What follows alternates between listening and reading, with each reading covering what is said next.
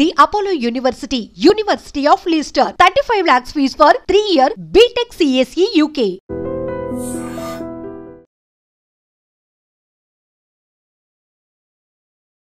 Welcome to iDream media. So జనరల్గా మనము అనేక రకాల బోన్స్కి సంబంధించిన ఇష్యూస్ చూస్తూ ఉంటాము. ఇక వాటిల్లో ఎక్కువగా రకరకాల ఇంజరీస్ అవ్వడము స్పోర్ట్స్ ఆడుతున్నప్పుడు కానీ, లేదా మనము నీకి సంబంధించిన రకరకాల ఇష్యూస్, ఇప్పుడు మోకాలు నొప్పులు, ఇలాంటి ఇష్యూస్ అనేవి చూస్తూ ఉంటాము. పెద్ద ఏజ్లో మోకాలు నొప్పులు చూసేవాళ్ళని ఇప్పుడు చిన్నపిల్లల్లో కూడా మోకాలు నొప్పుల సమస్య అనేది వస్తూ ఉంది. అంటే ఈ నీ రీప్లేస్మెంట్ వరకు వెళ్ళాలా, లేదంటే ముందుగానే దీన్ని మనం ప్రివెంట్ చేసుకోవచ్చా? సో స్పోర్ట్స్ ఇంజరీస్ అసలు ఎన్ని రకాలు ఉంటాయి, వాటిని ఎట్లా తగ్గిస్తారు, దీని గురించిన పూర్తి వివరాలు తెలుసుకుందాం. మనతో పాటు ఉన్నారు ప్రముఖ ఆర్థోపెడిక్ సర్జన్ అండ్ రకరకాలుగా చదువుకున్నారు వీటి గురించి, నీ స్పెషలిస్ట్ అని కూడా చెప్తూ ఉన్నారు. సో దాని గురించిన పూర్తి వివరాలు తెలుసుకుందాం. డాక్టర్ గారు నమస్తే అండి. నమస్తే అండి, థ్యాంక్స్ ఫర్ ఇన్వైటింగ్ మీ. డాక్టర్ రవితేజ రుద్రరాజు గారు కదా, అంటే నీ స్పెషలిస్టా?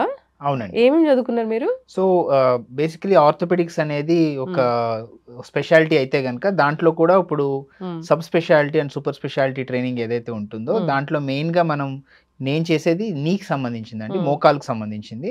మోకాల్లో కూడా ఇప్పుడు మనము చాలా మంది బాగా అరిగిన తర్వాత నీ రీప్లేస్మెంట్స్ అవన్నీ చాలా మంది చూస్తూ ఉన్నాము. బట్ నీ ప్రిజర్వేషన్ అంటే నీని ఆర్థరైటిస్ దాకా వెళ్ళనివ్వకుండా ముందే ప్రివెంట్ చేయడానికి, అలాగే స్పోర్ట్స్ ఇంజురీస్ ఎవరైతే స్పోర్ట్స్ వల్ల అవే ఇంజురీస్ ఉంటాయో వాటికి సంబంధించిన సబ్ స్పెషాలిటీ ట్రైనింగ్ నేను యుఎస్లో ఒక 2 years, తర్వాత ఆస్ట్రేలియాలో కూడా ఒక 2 years చేశానండి. సో ఇక్కడ అపోలో జూబ్లీస్లో మెయిన్గా మనము నీ స్పోర్ట్స్ ఇంజురీస్, నీ ప్రిజర్వేషన్ అండ్ నీ రోబోటిక్ జాయింట్ రిప్లేస్మెంట్స్ చేస్తూ ఉంటాము. సో మనకి జనరల్గా పేషెంట్స్ వచ్చినప్పుడు వాళ్ళకున్న ప్రాబ్లమ్కి పర్ఫెక్ట్ సొల్యూషన్ ఇచ్చే కైండ్ ఆఫ్ అప్రోచ్ అనమాట అండి. రాదర్ దెన్ నాకు రీప్లేస్మెంట్ వచ్చి కాబట్టి అది ఒకటే చేస్తా అనేటట్టు కాకుండా ఆ జాయింట్కి ఏం ప్రాబ్లం ఉంది, ఏమి డెలివర్ చేయొచ్చు అనేది మన స్పెషాలిటీ. సో ఇప్పుడు ఐపీఎల్ వాళ్ళకి అంటే ఇంజురీస్ అనేవి అవుతూ ఉంటాయి. అంటే ఐపీఎల్ డాక్టరా మీరు? అంటే మన సన్ రైజర్స్ ఏదైతే టీం ఉందో హైదరాబాద్ కి, దానికి మన అపోలో మెడికల్ కవర్ చేస్తుందండి. ఆల్మోస్ట్ ఆల్ సీజన్స్ అంతా కూడా అపోలో హాస్పిటల్సే కవర్ చేసింది. సో అపోలో హాస్పిటల్స్ ద్వారా మనము స్పోర్ట్స్ మెడిసిన్ డాక్టర్ కింద హోల్ ఆఫ్ సీజన్ మనం కవర్ చేస్తూ ఉంటాము. సో ఆ ప్లేయర్స్ కి ఎప్పుడైనా ఆన్ ఫీల్డ్ అలాగే ఆఫ్ ఫీల్డ్ తర్వాత ఏదైనా ఇష్యూ ఉన్నా కూడా హాస్పిటల్లో కానీ మనం ట్రీట్ చేస్తూ ఉన్నాము. సో చాలా మందికి మనం ట్రీట్ చేసి మళ్ళీ బ్యాక్ టు ద స్పోర్ట్ కూడా చేసింది ఉంది అనమాట. పెద్ద పెద్ద గాయాలే అవుతాయి డెఫినెట్గా అండి, ఎందుకంటే ఇవన్నీ కూడా హై పెర్ఫార్మింగ్ స్పోర్ట్స్ కదండి. పర్టికులర్లీ ఈ ఫీల్డింగ్లో కానీ, అలానే మెయిన్గా ఫుట్బాల్ కానీ, బాస్కెట్బాల్ కానీ అలాంటి వాటిల్లో ఎప్పటికప్పుడు పివోటింగ్ మూవ్మెంట్స్ ఉంటాయి, సడన్ మూవ్మెంట్స్ ఉంటాయి, పడిపోతూ ఉంటారు. చాలా తరచుగా లిగమెంట్ ఇంజురీస్ అవుతూ ఉంటాయి, లోపల మెనిస్కస్ డ్యామేజ్ అవుతూ ఉంటుంది, కార్టిలేజ్ డ్యామేజ్ అవుతూ ఉంటుంది. సో వాళ్ళకి ఏంటంటే లైఫ్ అండ్ డెత్, ఒక సీజన్ పోయిందంటే మళ్ళీ వాళ్ళు అవుట్ ఆఫ్ కంప్లీట్ ప్రొఫెషన్ అయిపోతారు. సో వాళ్ళు ఏంటంటే మళ్ళీ మంచి నార్మల్ రికవరీకి రావాలి, మరి యాజ్ సూన్ యాజ్ పాసిబుల్ వెళ్ళాలి. ఎందుకంటే ఫాస్ట్ గా రికవర్ అయ్యి వెళ్ళకపోయినా కూడా ఈలోగా ఎవరో ఒకరు రీప్లేస్ చేస్తారు. మరి బోన్ కి అంత దెబ్బ తగిలితే వెంటనే రికవరీ ఎలా అవుతుంది అసలు? అంటే అదే అండి, ఇప్పుడు ఏంటంటే జనరల్గా ఏమవుతుందంటే ఫస్ట్ దెబ్బ తగలంగానే ఒక స్పోర్ట్స్ ప్లేయర్ పక్కన పెట్టిన నార్మల్ పీపుల్ కూడా బాగానే ఉంది కదా అని చెప్పి మళ్ళీ కంటిన్యూ చేయడం గేమ్ని, లేదంటే మళ్ళీ ఎప్పటిలా నార్మల్ థింగ్స్ చేసుకోవడం చేస్తూ ఉంటారు. బట్ ఆ సింపుల్ థింగ్స్లో కూడా మనకి కొన్నిసార్లు ఏదైనా లిగమెంట్ లాంటిది టేర్ అయ్యి అది టైంలో మనం రికగ్నైజ్ చేయకపోవడం వల్ల ఆ లిగమెంట్ టేర్ అవ్వడమే కాకుండా పక్కన ఉన్న ఏవైతే టిష్యూస్ ఉన్నాయో లైక్ మెనిస్కస్ కానీ కార్టిలేజ్ కానీ అవి డ్యామేజ్ అవ్వడం స్టార్ట్ అవుతాయి. జనరల్గా మన మసిల్స్ ఏవైతే జాయింట్ చుట్టూ ఉంటాయో అవి కొంత ప్రొటెక్షన్ ఇవ్వడానికి ట్రై చేస్తుంది. ఏదైనా జరిగింది అనుకోండి ప్రాబ్లం, ఆటోమేటికల్గా ఒక కొన్ని వారాల పాటు లేదంటే 2-3 నెలల పాటు ఏంటంటే ఆ డెఫిషియన్సీని కవర్ చేయడానికి కాంపన్సేట్ చేయడానికి ట్రై చేస్తూ ఉంటుంది. బట్ ఒక టైం తర్వాత అవి కూడా వీక్ అయిపోతాయి. అప్పుడు ఏమవుతుందంటే ఆ డ్యామేజ్ మొత్తం అంతా వెళ్ళి హెల్తీ టిష్యూస్ మీద పడిపోతుంది. అది ఎప్పుడైతే పడిందో ఆటోమేటికల్గా మీరు చిన్న ఇష్యూని కాస్త పెద్ద ఇష్యూ చేసేసుకుంటారు. ఆటోమేటికల్గా ఇది మంత్స్ టుగెదర్ అలా అబ్యూజ్ అయితే కనుక మీరు ఆటోమేటిక్గా ఎర్లీ ఆర్థరైటిస్ ప్రోన్ అయ్యి హోల్ ఆఫ్ జాయింట్ పాడైపోయే అవకాశం ఉంటుంది. ఓకే, దెబ్బ తగిలితే వెంటనే దానికి సరైన ట్రీట్మెంట్ అనేది తీసుకోవాలి. జనరల్గా చిన్న దెబ్బ అనుకోండి 2 రోజులు 3 రోజులు నార్మల్ అయిపోతుంది, సెట్ అయిపోతుంది. ఏదన్నా దెబ్బ తగిలి 1 వారం పైన అలానే నొప్పి ఉండడమో, స్వెల్లింగ్ ఉండడమో, లేదా నడుస్తుంటే ఇబ్బంది అవుతుంది, మెట్లెక్కి దిగుతుంటే ఇబ్బంది అవుతుంది అంటే ఆల్వేస్ వెళ్ళి చూపించుకోవడంలో నష్టం ఏం లేదండి. అలా చూపించుకుని చాలా సార్లు మేజర్ ప్రాబ్లమ్ ఐడెంటిఫై చేసి మళ్ళీ సెట్ చేసి చాలా ఇన్స్టెన్సెస్ మనం చూస్తాం. డాక్టర్ గారు, కొందరిలో ఎముక బలం గట్టిగా ఉంటుంది, ఎక్కువ ఉంటుంది, కొందరిలో చాలా తక్కువ ఉంటుంది. అసలు ఎందుకు ఇది? మంచి క్వశ్చన్ అండి అది. ఎందుకంటే మన ఇండియన్ పాపులేషన్లో, అందులోనూ సౌత్ ఇండియన్ పాపులేషన్లో, సబ్ కాంటినెంట్లోనే మనం ఇన్హెరెంట్గానే మనకి వైటమిన్ డి డెఫిషియన్సీ చాలా ఎక్కువ అండి. సో ఒకటి మనం సన్కి ఎక్స్పోజ్ అవ్వడం తగ్గించేసాము, మోస్ట్లీ ఇండోర్ వర్క్ వచ్చేసింది. అండ్ సో మనం సన్కి ఎక్స్పోజ్ సరిగ్గా కావట్లేదు. న్యాచురల్గానే ఎక్స్పోజ్ అవ్వకపోతే మనకి వైటమిన్ డి అనేది ప్రొడ్యూస్ అవ్వదు, తద్వారా కాల్షియం ఇంటేక్ తగ్గిపోతుంది. సో బోన్స్ వీక్ ఉంటాయి. But on top of that మనకి జెనెటికల్గా కూడా ప్రిడిస్పోజిషన్ ఉంది. సో దానివల్లనే పర్టికులర్లీ మన పాపులేషన్లో వీక్ బోన్స్ని చూస్తాం. మీరు ర్యాండమ్గా వెళ్ళి ఏ టెస్ట్ చేసుకున్నా కానీ, బిఎండి టెస్ట్ లేదంటే డెక్సా స్కాన్ తీస్తే ఆటోమేటిక్గా ఆస్టియోపీనియా అనేది వీక్గా ఉందని రిపోర్ట్ వస్తుంది. కంగారు పడి వచ్చి ఏంటంటే నేను అంత బాగానే ఉన్నా, బాగానే తింటున్నా, ఏంటి ఇలా సడన్గా ఇంతలా వచ్చిందని కంగారు పడతా ఉంటారు. సో ఐ థింక్ దానికి మటుకి సొల్యూషన్ ఎలాగో జెనెటికల్గా వచ్చింది, మనం మార్చలేం. కాబట్టి at least calcium rich food like curd కానీ, పాలు కానీ, లేకుంటే రాగి ఇలాంటివి కన్సంప్షన్లో తీసుకోవడము. సన్కి at least morning sun before 9 o'clock or something ఒక 15-20 minutes ఎక్స్పోజ్ అవ్వడము. అవి యాజ్ నార్మల్ థింగ్స్ లైక్ చేస్తే కనుక ప్రాబబ్లీ మీకు జెనెటికల్గా ఏమైనా ప్రిడిస్పోజిషన్ ఉన్నా కూడా you will not end up in deficiency. Okay, ఇప్పుడు మోకాలు నొప్పులు పెద్ద స్పెషలిస్ట్ డాక్టర్ అని చెప్పారు మీరు. అంటే మోకాలు నొప్పుల సమస్య అందరినీ ఇబ్బంది పెడుతూ ఉంటుంది. మోకాలు ఒక 40 ఏళ్ళకి అరగడం అనేది సహజమా, లేకపోతే అసలు ఎన్ని ఏళ్ళకి అరుగుతాయి? అగైన్ మళ్ళీ ఇది ఒక వెరీ ఇంట్రెస్టింగ్ క్వశ్చన్ అండి. ఎందుకంటే అరగాలని ఏమీ రూల్ లేదండి. ఇప్పుడు అరగడానికి చాలా కారణాలు ఉంటాయి. బట్ అగైన్ అరగడానికి కూడా జెనెటికల్గా మనం ప్రీడిస్పోజెస్ అవుతాం. అంటే చాలా మంది అరే మేము అన్ని ఎక్సర్సైజులు చేస్తున్నాం, అన్ని చేస్తున్నాం, అయినా కానీ మాకు ఎందుకు అరిగిపోతున్నాయి అంటే కొంత తెలియకుండానే మనం ఇండియన్ పాపులేషన్లో మనకి కొంత బోధకాలు ఉండడం, అరగడం అనేది న్యాచురల్గానే జెనెటికల్గా we are prone to. On top of that మీరు ఎక్సర్సైజ్ చేయకుండా, మీరు మసిల్స్ని షేప్లో ఉంచుకోకుండా, అలాగే కింద ఎక్కువ కూర్చుని మెట్లు ఎక్కువ చేసి, అలాంటి ఎర్లీగా మీకు ప్రాబ్లం ఉన్నా మీరు అడ్రస్ చేయకుండా, దాన్ని పట్టించుకోకుండా ఉంటే ఆటోమేటికల్గా మీకు you will end up in arthritis. అంటే మెట్లు ఎక్కితే మోకాళ్ళు అరుగుతాయి డాక్టర్ గారు? లేదండి, మెట్లు ఎక్కితే అరగవు. మెట్లు ఎక్కడం ఇన్ఫాక్ట్ మంచిది కూడా, మసిల్స్ షేప్లో ఉంటాయి. బట్ మీకు ఆర్థరైటిస్ ఉంది అని తెలిసిన తర్వాత ఆబ్వియస్గా మెట్లు ఎక్కి దిగడం అనేది ఎక్కువ మీకు స్ట్రెస్ కాల్స్ చేస్తుంది అనమాట. ఇప్పుడు మోకాళ్ళు అరుగుతున్నాయి అంటే అది ఏదైనా ఇప్పుడు అప్పుడే స్టార్ట్ అవుతుందంటే ఏదైనా లక్షణం కనిపిస్తుందా మనకి? అవునండి, జనరల్గా ఇప్పుడు మోకాళ్ళు అరుగుతుండడానికి ఎర్లీ సిమ్టమ్స్ ఎలా ఉంటాయంటే, మీకు పొద్దున్నే కూర్చుని లెగుస్తున్నప్పుడు ఫస్ట్ ఫ్యూ స్టెప్స్ కొంచెం కష్టంగా పట్టడము, పిక్కలు పట్టేసినట్టు ఉండడము, తర్వాత ఎప్పుడైనా కానీ మీరు కొంచెంసేపు నిలబడితే అరే కూర్చోవాలి, ఇంతసేపు నిలబడడం, లాగడం, ఇలాంటివన్నీ ఎర్లీ సిమ్టమ్స్ ఉంటాయి. సో మీకు అలాంటివి ఏమైనా ఉన్నప్పుడు ఒక age of around probably 50 around ఉన్నారనుకోండి, ప్రాబబ్లీ ఒకసారి కన్సల్టేషన్ చేసుకుని ఏంటి అనేది డౌట్ ఉంటే కనుక ఒక ఎక్స్రే లాంటివి తీయించుకుంటే, ఏమైనా ఎర్లీ సిమ్టమ్స్ లాంటివి ఉంటే మందులు లేకుండా, ఏ ఆపరేషన్ లేకుండా, ఇంజెక్షన్ లేకుండా మీరు మోస్ట్లీ ఫిజికల్ థెరపీతోనే దీన్ని డిలే చేసేసేయచ్చు. బట్ ఆ స్టేజ్లో ఎవరు మన దగ్గరికి రారండి. మొత్తం పాడైన తర్వాత, లేదంటే నిజంగా సిమ్టమ్స్ పెరిగిన తర్వాతే వస్తారు. ఒక కాలుకి వచ్చినా రారు, ఇంకో కాలు కూడా వచ్చి ఇంకా నడవలేని పరిస్థితులు మాత్రమే వస్తాయి. అవునండి, యాక్చువల్లీ చెప్పాలంటే ఎంత త్వరగా మన దగ్గరికి వస్తే అంత త్వరగా వాళ్ళకి మనం వీలైనంత లైఫ్ స్పాన్ ఇవ్వచ్చు. ప్రాబ్లం ఏంటంటే మనకి ఇబ్బంది వచ్చి మనం బాగా సఫర్ అయిన తర్వాత వచ్చి మనం ఎక్స్పెక్ట్ చేసేది ఏంటంటే ఆపరేషన్ లేకుండా ఏమీ లేకుండా నన్ను దీన్ని క్యూర్ చేసేసేయండి అని ఎక్స్పెక్ట్ చేస్తారు. సో ఆ లేట్ స్టేజ్కి వెళ్ళిన తర్వాత అన్ఫార్చునేట్లీ ఏదైతే హెల్దీ కార్టిలేజ్ అంతా పోతుందో అది పోయిన తర్వాత వన్స్ గాన్ ఈజ్ గాన్, మనం మళ్ళీ దాన్ని రెస్టోర్ చేయలేము. సో దాని గురించి మనం ఆ స్టేజ్లో తీసుకొచ్చి మళ్ళీ మనం తీసుకురావడం అనేది హార్డ్లీ డిఫికల్ట్ టాస్క్. కార్టిలేజ్ పోవడమే మోకాలు నొప్పుల అంతే, అంటే మోకాల నొప్పులకి మల్టిపుల్ రీజన్స్ ఉండొచ్చు అండి. బట్ మెయిన్లీ కార్టిలేజ్ డ్యామేజ్ అవ్వడం ఇది మెయిన్ రీజన్ అనమాట, పర్టికులర్లీ ఆ ఏజ్ గ్రూప్లో. అదే మోకాల నొప్పులు యంగ్ ఏజ్ గ్రూప్లో వస్తున్నారు అనుకోండి, ప్రాబబ్లీ ఏదన్నా లిగమెంట్ ఇష్యూ ఉండొచ్చు, లేదంటే మెనిస్కస్ డ్యామేజ్ ఉండొచ్చు, లేదంటే టెండినైటిస్ అంటాం, చాలా కామన్ గా చూస్తూ ఉంటాము. ఏది మనము ఈ మోచిప్ప కింద భాగంలో నొప్పి రావడం అనేది రావడం. అంటే టెండినైటిస్ అంటే ఏంటంటే ఓవర్ యూజ్ వల్ల, అంటే మసిల్స్ సరైన స్ట్రెంగ్త్ లో లేక ఆ డ్యామేజ్ అంతా, ఆ లోడ్ అంతా వెళ్ళి ఆ టెండెన్స్ మీద పట్టడం వల్ల వాటికి ఎక్కువ ఏదైతే లోడ్ పడిపోయి ఇన్ఫ్లమేషన్ గురై పెయిన్ వస్తూ ఉంటుంది. అవన్నీ రైట్ మూమెంట్లో మనం పట్టుకోగలిగి డాక్టర్ చూసి సరైన ట్రీట్మెంట్, ఒక ఫ్యూ డేస్ ఆఫ్ మెడిసిన్స్ తీసుకుని ఎక్సర్సైజ్ చేసుకుంటే మళ్ళీ రిపీట్ కూడా అవ్వండి. ఇప్పుడు మోకాలు అరిగిపోయింది అన్నప్పుడు ఇంజెక్షన్ ఏదో పిఆర్పి ఇంజెక్షన్ అలాంటివి చేస్తున్నారు కదా, అదా లేకపోతే సర్జరీనా, ఏది బెస్ట్? ఇది వెరీ వెరీ ఇంపార్టెంట్ క్వశ్చన్ అండి. అన్ఫార్చునేట్లీ వెరీ కాంట్రవర్షియల్ క్వశ్చన్ కూడా ఇది. సో చాలా, అంటే ఏ డాక్టర్ కా డాక్టర్ కరెక్ట్ అని చెప్తూ ఉంటారు, బట్ నేను నా ఒపీనియన్ చెప్పట్లేను. యాజ్ ఎన్ ఆర్థోపెడిక్ సర్జన్ నా ఒపీనియన్ ఇంపార్టెంట్ కాదు. I think what is evidence, science ఏది ఇంపార్టెంట్ అదే మనం తెలుసుకోవాలి. అట్లీస్ట్ సైన్స్ పరంగా, ఎవిడెన్స్ పరంగా చూస్తే కనుక ఫస్ట్ స్టేజెస్లో ఏదైతే స్టేజ్ 1 అండ్ స్టేజ్ 2 అంటే కొంత డ్యామేజ్ స్టార్ట్ అయ్యి అంత ఇంటాక్ట్ ఉన్న టైంలో కొంతవరకు ఫిజికల్ థెరపీ మెయిన్గా చేసుకుంటూ ఈ పిఆర్పి లాంటివి కానీ లేకుంటే ముందు ఫ్యూచర్లో వచ్చే స్టెమ్ సెల్స్ కానీ ఏవైతే ఉన్నాయో అవి తీసుకుంటే కొంతవరకు ఈ ప్రోగ్రెస్ అనేది డిలే అవ్వచ్చు, అలానే సిమ్టమ్స్ చాలా వరకు ఇంప్రూవ్ అవ్వచ్చు. కానీ ఎర్లీ స్టేజెస్లోనే వాటికి రోల్ ఉందండి. ఎప్పుడైతే స్టేజ్ 3 and 4లోకి ఎంటర్ అవుతామో అప్పుడు ఈ ఇంజెక్షన్స్కి రిలవెన్స్ లేదు అసలు. ఈ ఇంజెక్షన్స్ అప్పుడు కూడా ఏంటంటే చాలా మంది ఇస్తున్నారు, బట్ అట్లీస్ట్ సైన్స్ పరంగా ఎవిడెన్స్ పరంగా చూస్తే it has got no value. ఇస్తున్నారు అంటే డాక్టర్ గారు అదొక ఆ కాసేపటికి అట్లా సప్రెస్ చేయడానిక కొన్నాళ్ళ వరకు అంతే కదండి. ఇప్పుడు ఇంజెక్షన్ లో చాలా రకాలు ఉంటాయి. హైలూరోనిక్ యాసిడ్ అంటారు, స్టెరాయిడ్ అంటారు, పిఆర్పీలు అంటారు, స్టెమ్ సెల్స్ అంటారు. సో స్టెరాయిడ్ ఇప్పటి నుంచి స్టెరాయిడ్లు ఇస్తా వచ్చారు, అది ఇస్తే పెయిన్ తగ్గుతుంది. కానీ దాని ప్రాబ్లం ఏంటంటే ఆర్థరైటిస్ చాలా ఫాస్ట్ గా వచ్చేస్తుంది. హైలూరోనిక్ యాసిడ్ అనేది మనకి న్యాచురల్గా లోపల ఏదైతే గుజ్జు ఉంటుందో దాన్ని మనం రీప్లేస్ చేస్తున్నాం.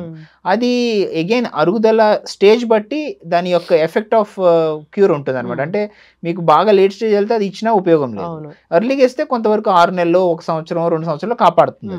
సిమిలర్లీ పిఆర్పి కూడా అంతే. పిఆర్పి అనేది ఏం చేస్తుందంటే లోపల ఇన్ఫ్లమేటరీ ఎన్వైరన్మెంట్ కొంచెం తగ్గించి కొంతవరకు లోపల ఏదైతే డ్యామేజ్ ఉందో దాన్ని హీల్ చేస్తుంది. ప్రాబ్లం ఏంటంటే ఆర్థరైటిస్ లో పాడైనవి హీల్ అయినా మళ్ళీ కొత్తవి పాడైపోతూ ఉంటాయి. ఎందుకంటే ఇట్స్ డిసీజ్ కదా, ప్రోగ్రెస్. సో ఇవన్నీ ఇంజెక్షన్స్ అనేటివి కొంతవరకు ఎర్లీ స్టేజెస్ లోనే ఏమైనా రోల్ ఉంటే దానికి ఉందండి. డెఫినెట్ గా స్టేజ్ 3 and 4కి మీరు వచ్చి ఎవరన్నా మీకు దీంతో మొత్తం నయం అయిపోతుంది, ఆపరేషన్ చేయించుకోవాల్సిన అవసరం లేదు అంటే ఇట్స్ ఓన్లీ మొమెంటరీ. అది 6 నెలలు నిలబడుతుందా, సంవత్సరం నిలబడుతుందా అనేది పేషెంట్ టు పేషెంట్ బట్టే ఉంటుందండి.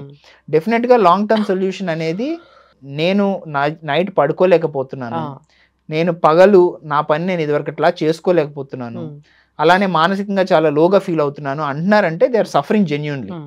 ఆ టైంకి వచ్చేసరికి ఇలాంటి ఇంజెక్షన్లు ఏవి కూడా పర్మనెంట్ సొల్యూషన్ ఇవ్వండి. సో ఆ టైంలో solution would be knee replacement. అంటే దాని అర్థం లాస్ట్ స్టేజ్లో ఉన్నారు, ఆ సిమ్టమ్స్ అన్నీ కూడా డెఫినెట్గా ఇంప్రూవ్ అవ్వాలి. సో అలాంటి ఇండికేటెడ్ పేషెంట్స్లోనే నీ రీప్లేస్మెంట్ అనేవి చాలా చాలా హెల్ప్ చేస్తాయి. నీ రీప్లేస్మెంట్ అవునండి, అవును. అంటే నీ తీసి నీ పెట్టేస్తారా? అంటే నీలో ఏదైతే బ్యాడ్ పార్ట్ ఉందో దాన్ని మనం క్లీన్ చేసేసి ఇంప్లాంట్ ఏదైతే కోబాల్ట్ క్రోమియంతో మేడ్ అయిన ఇంప్లాంట్ ఉంటుందో అది తొడుగులాగా వెళ్ళి కూర్చుని పోతుంది అనమాట. బట్ అన్ఫార్చునేట్లీ దానికి కూడా ఎందుకు జనాలు మాకు నీ రీప్లేస్మెంట్ వద్దు అనడానికి లాజిక్ ఏంటంటే అన్ఇండికేటెడ్గా కొంత అరిగినా కూడా ఎక్కువ నీ రీప్లేస్మెంట్లు చేయడము, తర్వాత చేయడం వల్ల దానివల్ల కాంప్లికేట్ అయ్యి ఇన్ఫెక్షన్ రావడం, ఫెయిల్ అవ్వడము, ఇవన్నిటి వల్ల ఆ పార్ట్లో జనాలు కూడా దాని మీద వాళ్ళకుండే భయాలు, అపోహలు, వాళ్ళకి ఎవరికో చేశారంటే ఇది అని ఆ భయాలతో వీటికి ఇంక్లైన్ అవుతుంది. అంటే ఈ భయంతో ఇంజెక్షన్కి ఇంక్లైన్ అవుతున్నారు. ఇంజెక్షన్కి ఇంక్లైన్ అయినప్పుడు రైట్ స్టేజ్లో చేయించుకోవాల్సింది మానేసి అనవసరమైన స్టేజ్లో చేయించుకుని దానికి ఎఫెక్ట్ చూడక దాని మీద ఖర్చు అంతా పెట్టేసుకుని చివరికి నీ రీప్లేస్మెంట్కి డబ్బులు ఉండట్లేదు వాళ్ళ దగ్గర. నీ రీప్లేస్మెంట్ ఏదైతే అవసరమైన టైప్లో చేస్తారో ఆ టైంలో చాలా బెనిఫిట్ ఉంటుందండి. సో అందుకనే ఐ థింక్ ఎప్పుడైనా కానీ నీ రీప్లేస్మెంట్ చేయించుకోవాలి అనేది ఒక క్వశ్చన్ అయితే ఐ థింక్ నేను ఇందాక చెప్పిన ఏదైతే 3 క్వశ్చన్స్ ఉన్నాయో వాటికి ఎస్ అనే ఆన్సర్ అట్లీస్ట్ 2కి ఉండాలి. ఆ 2కి ఎస్ అంటే దెన్ ఆ పర్సన్ బాగా సఫర్ అవుతున్నట్టు. ఆబ్వియస్ గా క్లినికల్ ప్రెజెంటేషన్ ఉన్న తర్వాత అది ఎక్స్రేలో కోరిలేట్ అవ్వాలి. ఏదైతే ఉందో అది ఎక్స్రేలో కూడా అవును చెప్తున్నది అరిగిపోయినట్టు కనబడుతుంది అంటే probably then I think knee replacement is justified అనమాట. ఓకే, ఇప్పుడు నీ హెల్దీగా ఉండాలి అంటే జాగ్రత్తలు అంటే ఏముంటాయి?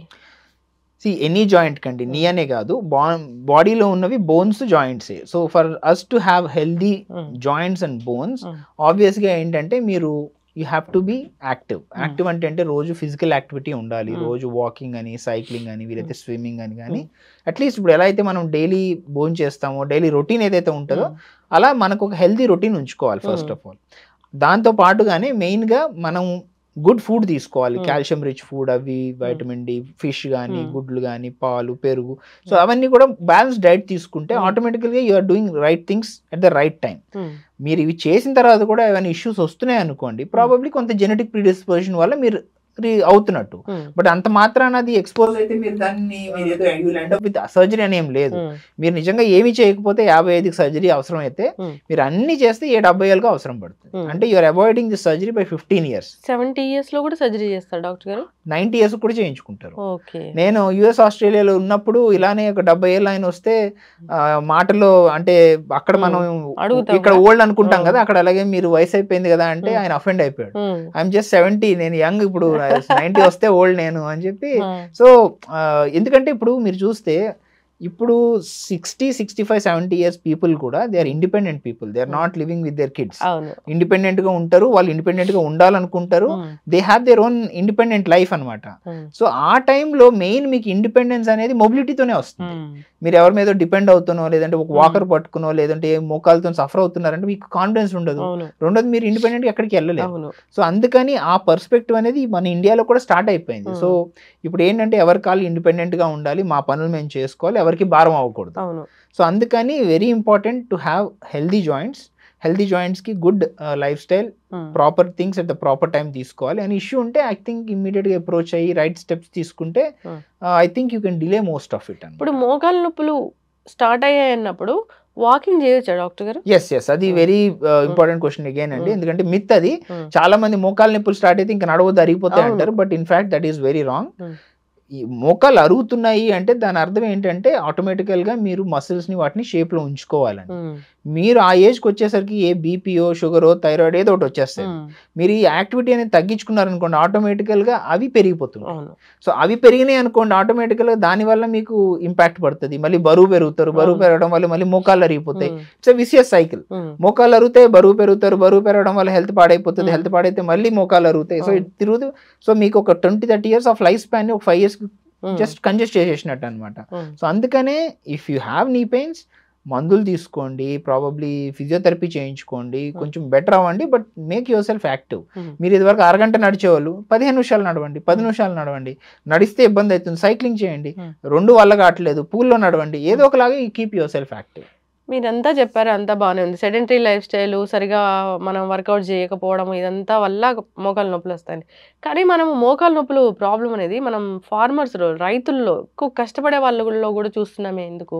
అదే అండి, అక్కడ కొంచెం ఓవర్ యూజ్ ఉంటుందండి. ఎందుకంటే వాళ్ళు ఫార్మర్స్ చూస్తే అన్ఈవెన్ సర్ఫేసెస్ లో నడుస్తూ ఉంటారు, కింద కూర్చుంటూ ఉంటారు, లేస్తూ ఉంటారు.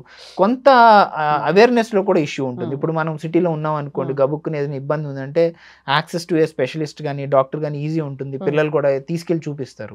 కొంత రూరల్ పాపులేషన్ లో ఫార్మర్స్ లాంటి ప్రొఫెషన్ లో ఉన్న వాళ్ళకి ఏంటంటే బాగా ఇబ్బంది అయితే తప్ప they don't come to us. ఆ టైంకి వచ్చేసరికి డెఫినెట్ గా అడ్వాన్స్ స్టేజ్ లో ఉంటుంది అనమాట. బట్ వాళ్ళకి ఆబ్వియస్ గా వాళ్ళు ఫిజికల్ గా ఫిట్ ఉంటారు కాబట్టి మసిల్స్ అవి స్ట్రాంగ్ ఉంటాయి. బట్ అన్ని ఇందాక చెప్పినట్టు వాటికంటూ ఒక లిమిట్ ఉంటుంది. ఇప్పుడు ఈ ఫార్మర్స్ లో మనం ఇలా చూస్తాము. అయితే డాక్టర్ గారు వాళ్ళు సర్జరీ చేయించుకున్న తర్వాత మళ్ళీ నార్మల్ గా వాళ్ళ పనులు వాళ్ళు చేసుకోవచ్చా? 100% అండి. ఎందుకంటే నీ రీప్లేస్మెంట్ అనేది ఎన్ని చెప్పినా ఏం చెప్పినా one of the most successful surgery. ఎందుకంటే మనం నీ రీప్లేస్మెంట్ లో ఇబ్బంది పడే వాళ్ళని వింటున్నాం కానీ but there are millions of people who undergo this surgery and hugely like వాళ్ళ లైఫ్ స్టైల్ కానీ వాళ్ళ కాన్ఫిడెన్స్ కానీ లైక్ చాలా మంది వాళ్ళకి మళ్ళీ ఇంకొక జన్మ వచ్చినట్టు ఫీల్ అవుతారు. I will tell you a small example. 1 year back నాకు ఒక పేషెంట్ యూపీ నుంచి వాళ్ళ డాటర్ ఇక్కడ పనిచేస్తే తీసుకొచ్చి చూపించారు. చూపించిన తర్వాత వాళ్ళు మళ్ళీ ఒక 2-3 డాక్టర్స్ని చూసిన తర్వాత మళ్ళీ ఒపీనియన్స్ తీసుకున్నాక దే కేమ్ బ్యాక్ అండ్ లేదండి మేము చేయించుకుంటామని చేయించుకున్నారు. అది అయిన తర్వాత ఒక 6 వారాలు కనపడిన తర్వాత దెన్ నేను మళ్ళీ ఫాలో అప్ చేయలేదు. సడన్లీ 1 year తర్వాత వాళ్ళ డాటర్ మెసేజ్ డ్రాప్ చేశారు. బిగ్ మెసేజ్ సేయింగ్ దట్ మా మమ్మీ ఎంత ఇబ్బంది పడి ఎంతలా సఫర్ అవుతుంటే మీరు అడ్వైస్ చేసి you take care of her and now she is living her life back. మేము చార్ధామ్ వెళ్ళాము, స్నోలో ఆడుకున్నాము. She kind of narrated everything అనమాట. సో అంటే ఇట్ ఈస్ నాట్ లైక్ ఏదో చెప్పాలని చెప్పను కదా, she just describe that her mom has got her life back. అంటే సో ఆబ్వియస్ గా ఏంటంటే ఆ ఏజ్ కి వచ్చాక ఒక పర్సన్ కి మళ్ళీ ఏదైతే నేను చేయాలనుకుంటున్నానో అనేది చేయడం అనేది ఇట్స్ లైక్ ఇంకొక జన్మ రావడం అనమాట. So knee replacement can do that provided you are doing in the right people at the right time at the right stage. So indications లో మీరు ఫిట్ చేసి చేయగలిగితే it's a successful surgery. But having said that it's a major surgery, దానికంటూ complications ఉంటాయి, problems ఉంటాయి. అందుకనే మనం ఎప్పుడైనా కానీ పేషెంట్ వచ్చినప్పుడు అవన్నీ కౌన్సిల్ చేస్తాము, చెప్తాము. ప్రొవైడెడ్ వాళ్ళకి ఏమైనా కాంప్లికేషన్స్ వచ్చే ఛాన్స్ ఉందంటే, comorbidities like diabetes, hypertension, thyroid లేదంటే ఏదైనా ఉంటే అవన్నిటి పరంగా కూడా ముందు మనం ఇవి ఉన్నాయి కాబట్టి రిస్క్ మీకు ఉంది, మీకు నిజంగా బాగా సఫరింగ్ ఉంటేనే చేయించుకోండి, లేదంటే వీ కెన్ స్టిల్ హోల్డ్ అని చెప్తూ ఉంటాం అనమాట. సో అందుకని ఐ థింక్ అలాంటి సిచ్యువేషన్లో మటుకి probably it's right indication. But అర్లీగా చేయటం అనేది ప్రాబబ్లీ కొంత అబ్యూజ్ అనేది చెప్పొచ్చు. బట్ ఐ థింక్ పేషెంట్స్ కూడా బాగా అవేర్నెస్ బాగా పెరిగింది కదండి. సో ఏదో ఒకసారి ఇలా చెప్పంగానే మనం చేయించుకుందామని అలా కూడా ఏం లేరు. They are doing their research and ఇద్దరు ముగ్గురు కనుక్కొని డెఫినెట్ గా అది మంచిదే మంచిదే అండి. ఎందుకంటే సెకండ్ ఒపీనియన్ బెటరే 100%. ఇప్పుడు power of social media and digital media. So ఇది వరకు ఎవరో చెప్తే వినేవారు, ఇప్పుడు ఏంటంటే వాళ్ళకి వాళ్ళు వెదర్ రైట్ ఆర్ రాంగ్ అనేది వాళ్ళే వ్యాలిడేట్ చేసుకోగలుగుతున్నారు. So it's all good for patients అనమాట. ఇప్పుడు ఇదంతా పక్కన పెడితే ఒక్కొక్కసారి మోకాళ్ళలో లేచి నిలబడినప్పుడు లేదా నడుస్తున్నప్పుడు టిక్ టిక్ మన ఒక సౌండ్ లాగా వస్తూ ఉంటుంది. అంటే అది మోకాలు అరిగిపోతున్నట్లు సూచన? అలా ఏం లేదండి, అంటే ప్రాబబ్లీ అరిగినప్పుడు కూడా వస్తుంటాయి. బట్ కొన్నిసార్లు ఏంటంటే ఈ మసిల్స్ లో కూడా మనకు ఒక మేజర్ ఇంపార్టెంట్ మసిల్ ఉంటుంది, వాస్టస్ మీడియాలిస్ ఆబ్లికస్, విఎంఓ అంటాము. చాలా మందికి అది వీక్ ఉంటుంది. అది వీక్ ఉండడం వల్ల ఏంటంటే ఈ మోచప్ ఏదైతే సెంటర్ గా మధ్యలో ట్రాక్ అవ్వాల్సింది ఉంటుందో కొంచెం పక్కకి వెళ్ళి ట్రాక్ అవుతూ ఉంటుంది అనమాట. దానివల్ల ఏంటంటే పక్కన ఎముకని రబ్ చేస్తూ ఉంటుంది. అది లేచి కూర్చుని లేసేటప్పుడు లేకుంటే నడుస్తున్నప్పుడు కిరికిరని సౌండ్ రావడం, టక్కని సౌండ్ రావడం లాంటివి జరుగుతూ ఉంటాయి.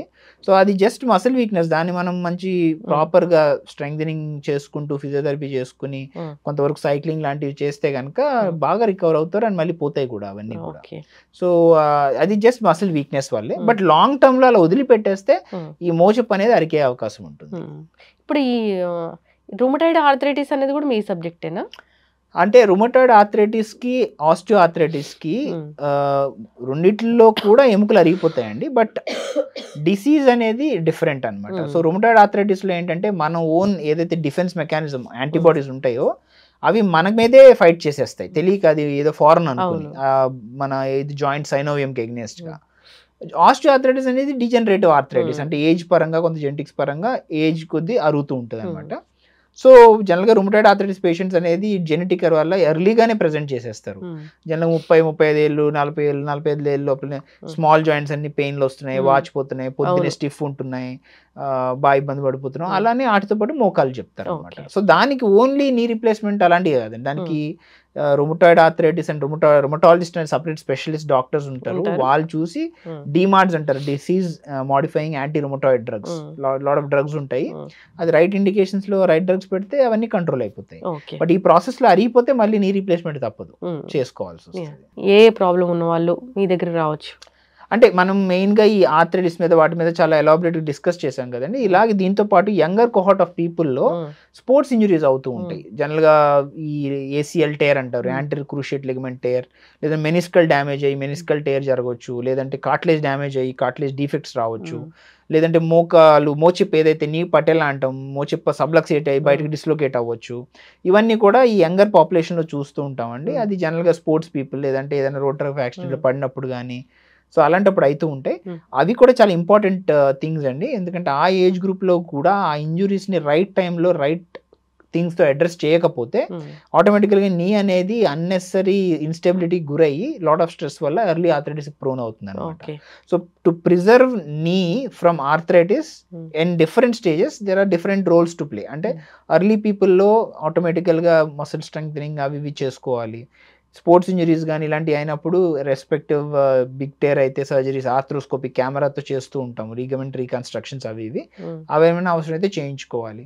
అలానే మిడిల్ ఏజ్కి వచ్చేసరికి ఇలాంటి ఏమైనా ఉండి ఇబ్బందులు ఉన్నాయి అంటే అగైన్ ఎర్లీ స్టేజ్ అయితే ఇంజెక్షన్ లాంటిది ఏమైనా ట్రై చేయొచ్చా, ఈ ఫ్యూచర్లో స్టెమ్ సెల్ రీసెర్చ్ చాలా పెరుగుతుంది, ఏమైనా రోల్ ఉండొచ్చా, అలాంటివి చూడొచ్చు.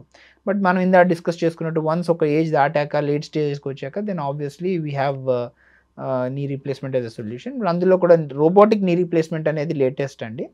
ఈ మెయిన్గా రోబోటిక్ రీప్లేస్మెంట్లో కూడా అందరూ రోబోట్ అంటున్నారు. పేషెంట్లు కూడా వచ్చి రోబోటిక్ సర్జరీ ఉందా అని అడుగుతారు. అది బెటర్ ఇది బెటర్ అంటే అదే బెటర్.